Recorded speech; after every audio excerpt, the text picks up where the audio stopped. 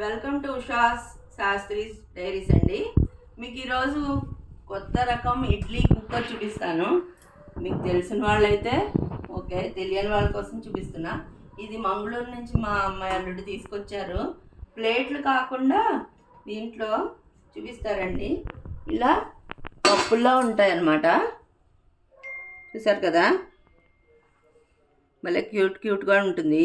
ప్లేట్లు కాకుండా ఇలా వెరైటీగా ఉందని మీకు చూపిస్తున్నాను. ఈరోజు టిఫిన్ మాది ఇడ్లీ అండ్ కార్న్ ఉడకపెట్టుకుని ఇందులో అన్నీ కలుపుకుంటాం. తర్వాత చాట్ మసాలాలు అన్నీ. ఇది చాలా వేడిగా ఉందండి. ఇలా ఉంటుంది. దీంట్లో నెయ్యి రాసేసుకుని లోపల పెట్టుకోవడమే. దీని అడుగున ఇలా చూపించండి దగ్గరికి. ఇలా ఒక ప్లేట్ ఇస్తారు, 2 ప్లేట్లు ఉంటాయి. దీనిపైన కూడా ఇంకొక ప్లేట్ పెట్టుకుని ఇంకొక 8 ఇచ్చారు. మొత్తం 16 కప్పులు ఇచ్చారనమాట.